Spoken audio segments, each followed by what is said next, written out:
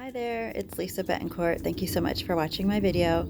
This is my second recording documenting my journey with alveolar rhabdomyosarcoma. So this video I decided to talk about my 3 hashtags that I like to use a lot. The first one is hashtag faith over fear.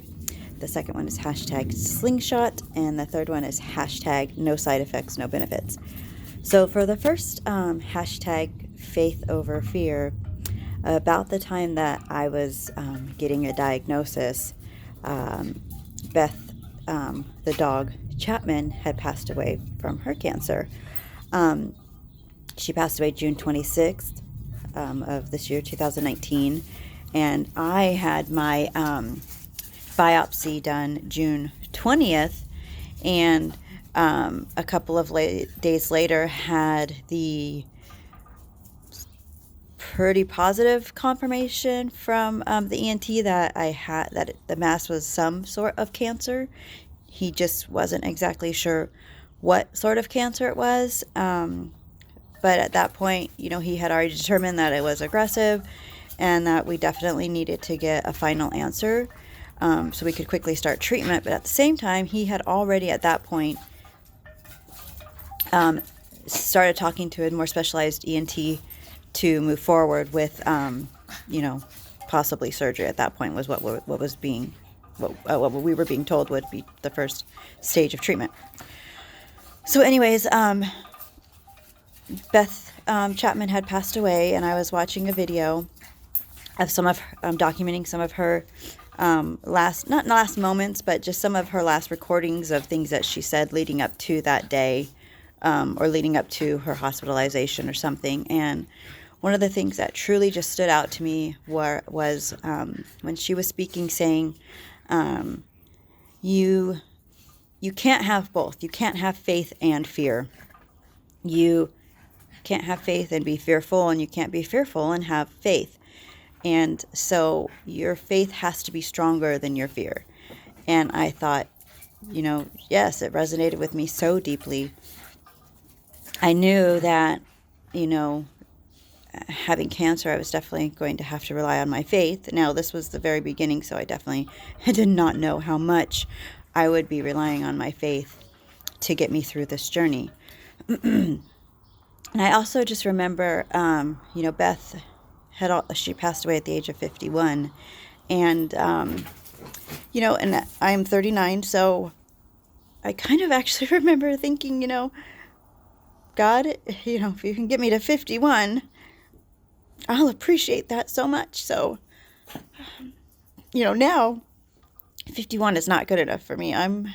God's going to get me to, my pre-cancer death date, which, I'm hoping is in my 80s or 90s, like my great-grandma and other family members. So anyway, so that was how I came up with, which I really didn't come up with, but that's one of the reasons that I like to use faith over fear, because I know that my faith has to be stronger than my fear. And there are days when the fear of having cancer is very scary.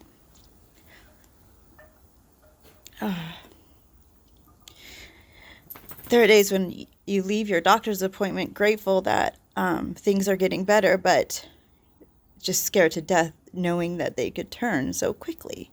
So faith over fear is something I definitely remind myself of often. Lisa, your faith has to be stronger than your fear. It's faith over fear.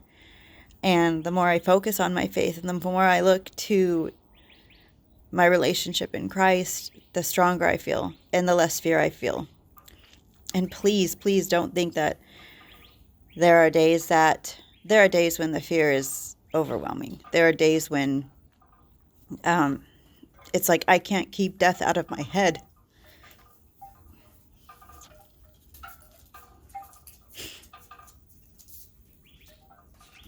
And I just remind myself that, God's not done with me yet. There's definitely a plan and a bigger purpose for my life. I'm seeking that every day.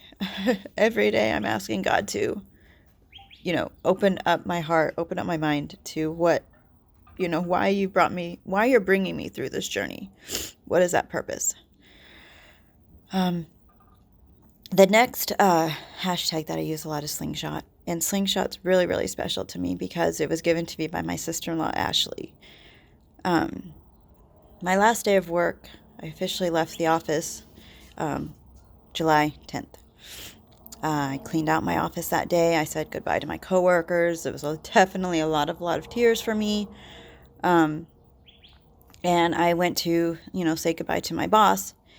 And, I'm a mess. And he's asking me, my treatment plan. And I'm letting him know that, I'm going to start, won't even start radiation until about 20 weeks is what I was being told at that time. And he's quickly calculating in his head how long that really means. And he's like, Lisa, I can't keep your position open for you. And I cried a lot. I cried a lot in his office, like a big baby. And I can't tell you how many times cancer makes me feel like a big baby. But so I cried, but he did tell me that there would be a position for me when I returned. So I was grateful for that. Would it be the director of business ops? This grand, wonderful title? Who knows what it will be.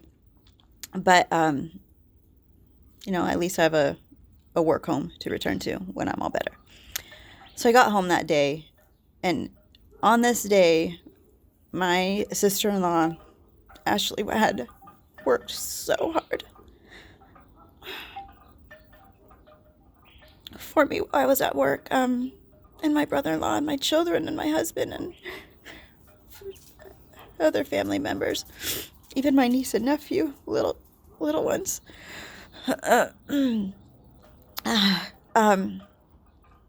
I was told by a previous coworker who's a good friend of mine that when I started cancer, I would really need an area in my home that was a place that I could close off and if I needed to get away, from the animals, or a place that we would keep the animals out of, and a place, just a cleaner space, a more sanitized space in the home. So we decided to take over what we lovingly call the other side of the house. My home has a mother-in-law suite that's attached to it. So our twins have been living in that mother-in-law suite, and what Ashley and Steve did that day was, and my husband and my kids did, was literally move our twins out of the other side of the house onto me and Abel's side of the house. So a huge switcheroo of bedrooms. I mean, a lot of work. This is moving the beds and the furniture and the clothes, and also, moved our bathroom and stuff.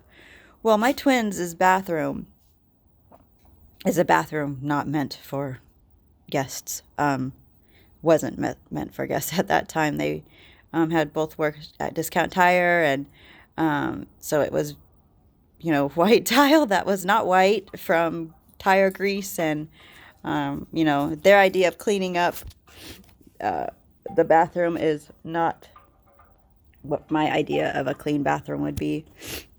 And when I got home from work, that bathroom was sparkling from Ashley. She worked her butt off.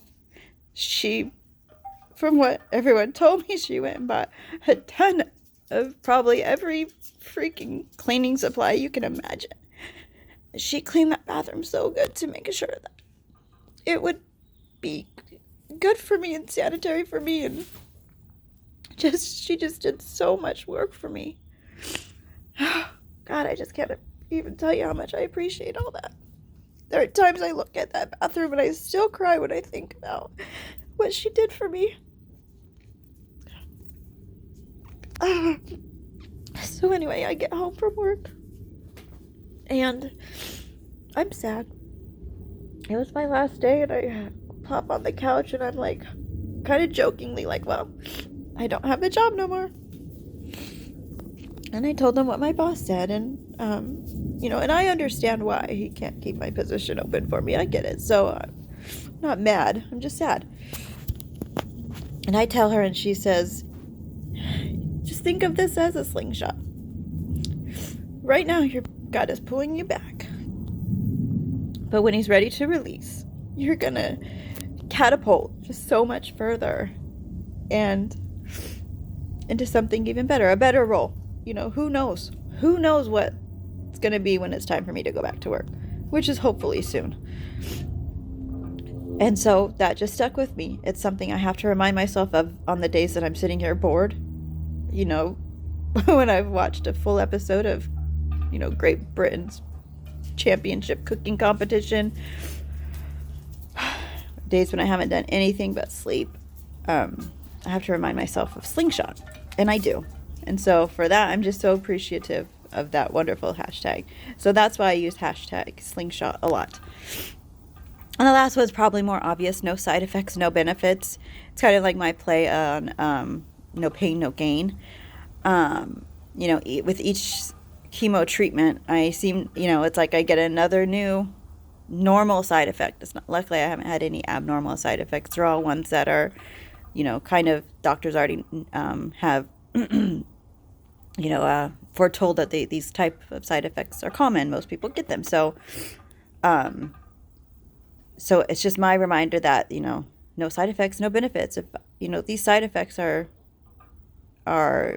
in my way of knowing that this chemo's working. I kind of picture, you know, my body, you know, the cells putting on some boxing gloves and just ready to fight, you know, this cancer, as the chemo's streaming through them, kind of giving them their energy, you know, their energy drink or whatever. So no hashtag no side effects, no benefits. It's just a reminder to me that, you know, these side effects of freaking losing all of your hair, the nausea, the exhaustion, the anemia, the headaches, you know, the dry mouth, the night sweats, the day sweats, those are all things, you know, that just remind me that chemo is working. It's a blessing. You know, these side effects are a blessing.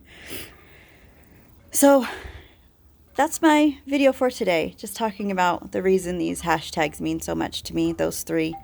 And I also just want to end, you know, I'm going to be ending these videos with thank you. So this thank you is probably going to be more obvious than others, but this thank you is particularly to my sister-in-law Ashley, and my brother-in-law Steve, and my wonderfully compassionate niece Izzy, and even little Xander, who I was told was putting together, you know, my bed with Theo Abel. I thank you guys so much. She's been just a huge rock for me, especially in the beginning when there were so many unknowns. This woman had a week's worth of meals made for me and my family. Week's worth. Crock pot meals, frozen meals. She had smoothies prepared for me so I could just throw them into the blender. And these were smoothies with ingredients that she had researched that showed were cancer-fighting agents and stuff. I mean, her action is beyond what I could have ever expected. So, thank you guys. Thank you, Steve, Ashley, and Izzy and Xander. I love you guys. And thank you all for watching. Bye.